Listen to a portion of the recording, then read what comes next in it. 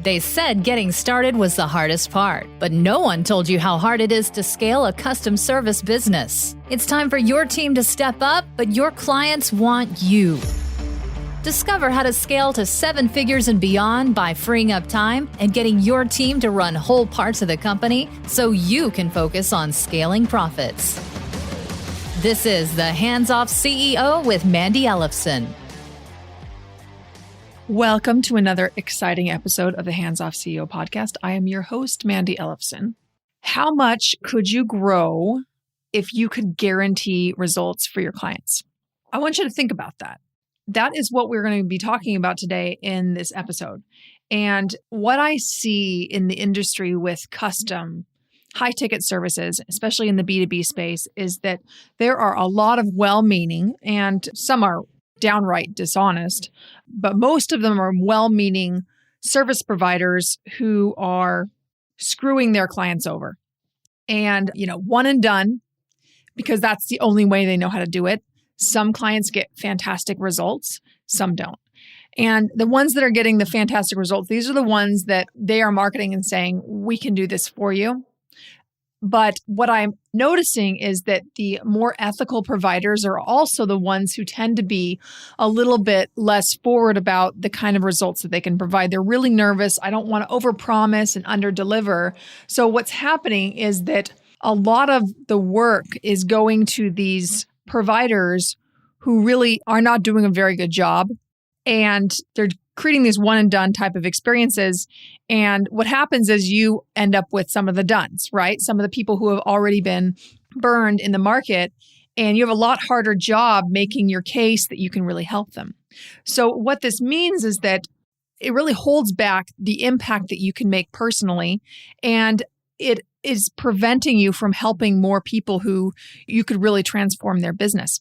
So if this is you today, I'm going to show you how to work around this with integrity and how to stand out from the crowd and zig while everyone else is zagging. But ultimately, not just how to sound better, but boldly how to be better. And that way you'll show up different because you are different. So one of the first things I want to talk about around this is websites. My goodness. So very often, websites all look the same. You look in an industry and they all look the same. It's like one person started it and everybody's just copying it. And it's like you're designing your website to appeal to your competitors or to win some kind of industry award. And I see this quite rampant in the marketing world, in the marketing agency world. And there's kind of 2 different categories. There's like the lower end agencies that are charging under $2,000 a month usually. And then there are the higher end agencies that maybe their projects are $50,000 to $1 million a year. I mean, that's a really, really big range. But there's a distinctly different field that they're playing in, I've noticed. But the websites kind of look different based on which camp you're in. And I can tell right away, just looking at a website in a matter of a few seconds, which camp that they are in. And by the way, your prospective clients that are looking at your website can also tell that. They don't even know why, but they can kind of tell that. So what is driving this is a fear of being different and a fear of standing out, and maybe even some deep-rooted fear of some criticism that you're going to step out of line. And I remember when I had a web design company some years ago, I felt the same way. I didn't want my competitors to look at me and say I was like kind of poo-poo me. And I was afraid that people wouldn't take me seriously if I didn't look like other people. And I wanted to look different, but the same, right? And I wouldn't exactly even admit this, but it's something that I've noticed now looking back years ago. But the biggest problem that I see in the websites, it's not even all about it just looking the same. When I say looking the same, I'm not just talking about the graphics are the same, the typography, the logo and the colors and all that. I'm not actually talking about the visual design of it, because you can actually make a website that's ugly and have it convert better than one that like has really slick design. This was hard for me to admit at one point, me being used to being like a graphic designer. But here's the thing. Is good copy will beat good design any day of the week. But when you have good design and good copy together, then man, that's fantastic. But here's the thing that is missing from most websites that is making you look like everyone else. This is across the board, not just with marketing companies, but this is across the board with services. You talk about your expertise and you talk about this is the solution we provide. And these are the steps in our solution. And we are the very best SEO provider you can find.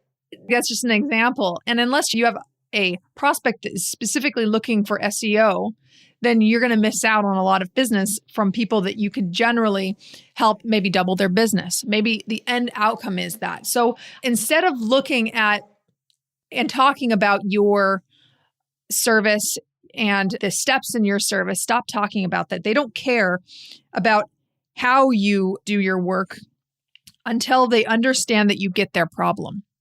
So what you really want to be shifting to is shifting away from talking about you, talking about the steps that you take and all that, and start talking about their problems, their specific problems, like getting inside of their head and actually communicating to them that you get them, that you get the kind of challenges that are keeping them up at night.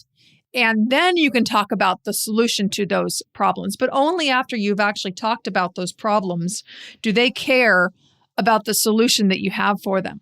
So now that I've talked about the websites all looking the same, let me just say, just knock it off, be different, be bold, and don't afraid to make a big claim. Now, here's the thing is that a lot of people are afraid to make big claims, and it's out of a place of integrity, and I can really appreciate that. But you are competing against people who are willing to make claims who suck. And those people who suck can win business over you. Now, what if you were making claims that you could actually back up? And what I'm hearing is holding providers back from boldly saying, this is what we do for our clients, is this fear that, well, we can't do this for every client. And that's true. You can't. Now, here's the thing is that maybe you shouldn't actually be working with those type of clients that you can't create that type of result for. What if the only kind of clients that you worked for, that you worked with, looked like the top 20% of the clients who get the very best results? So what if you only worked with those type of clients? Now, when we shift this, when we start shifting the conversations to this, now we realize that this is actually a sales problem. This is actually a marketing and sales problem. And if you have enough leads coming in that are the nice, ideal leads, they're of the top 20% that you know you can get these really big, fantastic results for, then you can say no to everyone else and you fill your business only with the ones that you could provide the biggest results for. So what this does for you is, first of all, if you know that you're only working with these type of businesses, it makes marketing a lot easier, because then what you're doing is, instead of saying, we do search engine optimization and we do keyword research and we do content marketing and social media marketing. I'm just using an example that I'm seeing a lot. But instead of saying that and trying to pull in clients that way and say, we're really, really the best providers in the industry who does this. Here's a real live example. We find the $1 million hiding in your business that's already there. And I probably misquoted that a little bit, but that's one of the value propositions that one of our clients use. You can approach it as, this is not for everybody. Maybe it's for you. Maybe we should have a conversation about it. Would you be interested in that? And if you have the potential of adding $1 million to someone's business, and you have some examples of how you've done that in the past, that's a conversation that a lot of your prospects are going to want to have. And then it's a matter of you just qualifying if you can help them or not. And at that point, sales becomes very easy. But you have to have that hook that comes from really looking at what you can actually provide for your clients. Now, how do you actually do that? So let's take a look at this. So in order for you to really provide these bigger outcomes, you're going to need to really focus in. Now, I talk about this more in a previous episode. I believe it was the biggest mistakes that scaling to $1 million and beyond. And I do a lot deeper dive on this, but what you want to be doing is solving one problem for one potential type of client and in one customized solution. So one problem, one client, one customized solution. Now, this is going to push you a little bit. And you might say right now, well, you know what? I don't know if we're ready to specialize. And maybe you're not ready. The companies that are pretty early on in their growth might not be ready to actually do this. The kind of clients that I work with and that find this the easiest is when they already have a good body of work to draw on and to see, okay, these are the industries we're getting the most results for. And then you might be drawing some similarities and realize, oh, we tend to do better with the B2C space. And we tend to do better when they have a high volume of leads needed. And, just looking at the criteria and really understanding what a good project looks like, one that they know they can win at. That's one way to look at that. But then to also be looking at the top 20% of your clients and understanding what did they have to have in place to be successful? And why did it work so well? What support did they have on their team? And how can we re-engineer this so that we can recreate this for every client? And that's when you're looking at, coming back to the qualifying, and when you're selling, it's really about quantifying and qualifying. Quantifying just how much value you can provide for them. And if it's a right fit, if you actually can provide that value, and qualifying if they have the things in place for you to provide the maximum value for them. Now, if they don't, move on. Only work with the type of clients that you can provide the maximum amount of value for. This is what's going to allow you to double, triple, quadruple, 10x your fees. I've seen this happen for my clients where they stop going after all these different kinds of clients and really narrow in on one type of problem they can solve. And they might solve it in a number of ways, but depending on the level of the business where they're at, like my multiple 7-figure clients, they might have a few more services to provide a really robust experience where they're doing these multiple 6-figure type of projects for clients, but they still have a very similar focus. They're focusing on one problem that they're solving. And what that does is it allows their marketing to be so much more focused.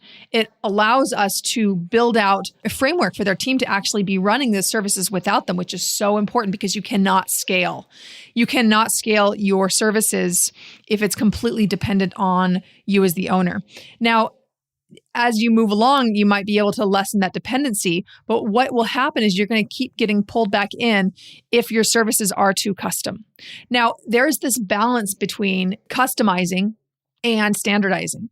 So the standardizing is where a lot of the profit comes in, but it also decreases the value for clients. So what I find is like the real sweet spot is when you can customize based on a core set of problems that are in common. So it allows you to build more of a framework around things that are common, which is one of the reasons why I specialize with service-based businesses, B2B, service-based businesses, white collar, because the challenges are all very similar.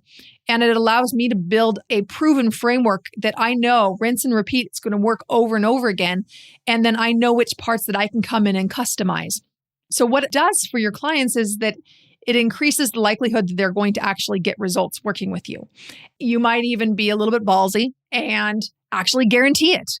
And looking at what you could guarantee to lower the risk for your prospective clients so that it's easier for them to move forward.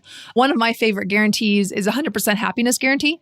And that's not right for every business. It's not right for every step, but when I start new projects with clients, I give a 100% happiness guarantee for like this first date type of thing that we do. That way, if they want to move forward, there's no reason not to.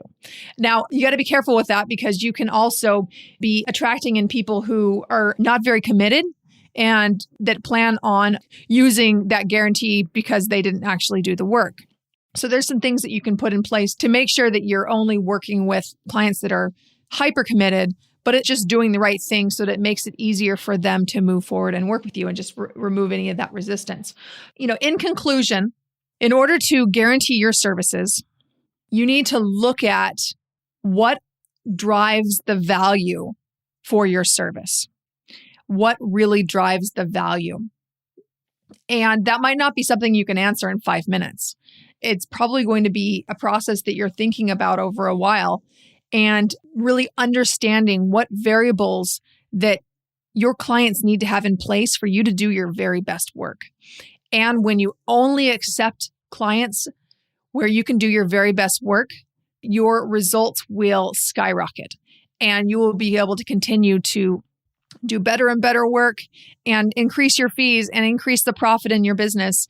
And as you get more and more streamlined with what you're doing, then what will happen is that it will allow you to really empower your team to run whole parts of the business without you and do it in a way where profit increases as you're streamlining more and more of the business. So go out, conquer your industry niches. I can't wait to hear how it goes. If you have any comments, please reach out. I've had a number of people reach out telling me that the podcast has really changed their business. And I just had one man reach out to me about a week ago saying that a new business model completely changed from the episode, The How Virus. So if you missed that, go back to it. And he discovered a plan that would basically add a couple $100,000 to his business next year. And I'm really excited. So if you have any of those like aha moments, I want to hear about it. Also, please leave us a rating and review in iTunes. It helps us get the word out. And I'm really passionate about helping thousands of service-based business owners run a hands-off business and have more success in their business and have more time freedom in their personal lives. And please help me do that because I don't have the bandwidth to help every person one-on-one, but I want this message to go out into the world. So please help me do that. And thank you so much for listening. This is Mandy Ellefson, host of the Hands Off CEO podcast, signing off. Thanks for joining us for this episode of the Hands Off CEO. Don't forget to download your free Scalability Roadmap, a checklist that will help you scale up your custom service business with what you have right now. Go to handsoffceo.com/roadmap. That's handsoffceo.com/roadmap.